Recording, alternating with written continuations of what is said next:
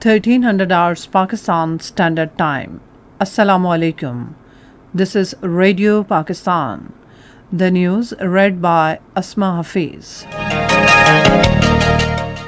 First, the headlines. Prime Minister performed groundbreaking of Sialkot Kharia motorway project at a ceremony in Islamabad today.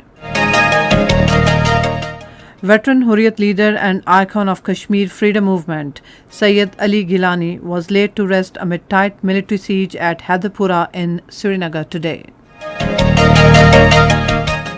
Pakistan has strongly condemned the barbaric act of snatching the mortal remains of iconic Kashmiri leader Sayyid Ali Shah Gilani from his family by the Indian occupation forces.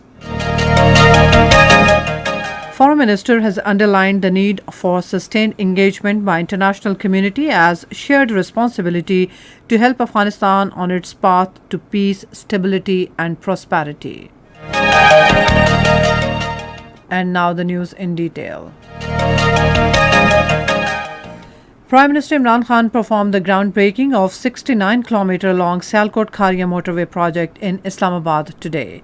Speaking on the occasion, he said this is an important and viable motorway project as it will promote connectivity of the industrial area with rest of the country.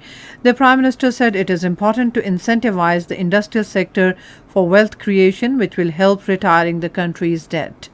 The Prime Minister was appreciative of the idea of involving the private sector in the motorway project, saying that it will help the government divert resources to other areas. Earlier, Minister for Communications Murad Saeed gave a detailed overview of the road infrastructure projects executed over the last 3 years. Veteran Hurriyat leader and icon of Kashmir freedom movement, Sayyid Ali Gilani, was laid to rest amid tight military siege at Haidarpura in Srinagar today.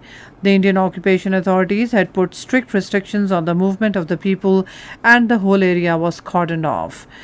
Although Sayyid Ali Gilani and his family wanted him to be buried at Martyrs Graveyard in Srinagar, but Indian authorities did not allow it, fearing agitation from people of occupied Kashmir.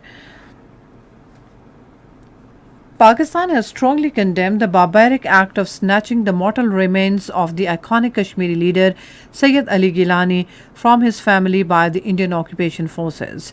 According to Foreign Office, as the family was preparing for the last rites of Sayyid Gilani, heavy contingent of the occupation forces raided his residence in Srinagar, harassed the family members and snatched Sayyid Ali Gilani's body.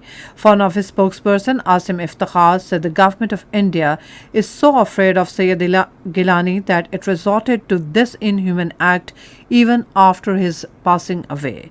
This shows the degree of callousness on part of the occupation forces and demonstrates beyond doubt that India would trample all civil and human values in perpetuating its occupation of Indian illegally occupied Jammu and Kashmir.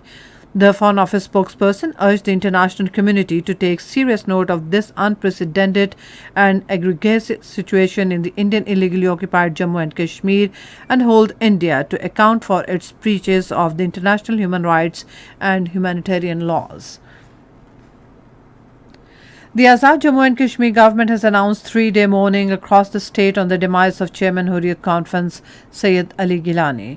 Meanwhile, Prime Minister AJK Sardar Abdul Qayyum Khan Niazi and President Sultan Mahmood Chaudhry have expressed grief and sorrow over the death of Sayyid Ali Gilani. The AJK government has also decided to offer Ghaibana Namaz-e-Janaza of Sayyid Ali Gilani at all district headquarters today. Foreign Minister Shah Mahmood Qureshi has underlined the need for sustained engagement by international community as shared responsibility to help Afghanistan on its path to peace, stability and prosperity. Addressing 6th Think Tank Forum through video link today, he said, "We believe that the biggest opportunity right now is convergence of the international community on the need of durable peace and stability in Afghanistan." Shah Mahmood Qureshi said Pakistan will continue to play the role of a facilitator. In Afghanistan, Taliban are preparing to unveil their new government today, more than 2 weeks after they captured Kabul. A key Taliban leader, Ahmadullah Muttaqi, said on social media that a ceremony is being organized at the presidential palace in Kabul.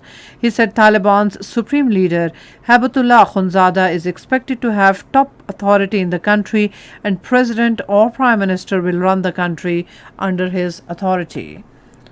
The chairman of the Joint Chiefs of Staff of U.S. Army, General Mike Milley, has expressed the possibility that the Washington could coordinate with Taliban on future counterterrorism operations.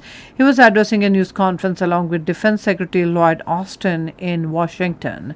And that's all from the newsroom. For more news and analysis, log on to our website radio.gov.pk and also watch live video streaming of our bulletins on the link facebook.com/Radio Pakistan News Official.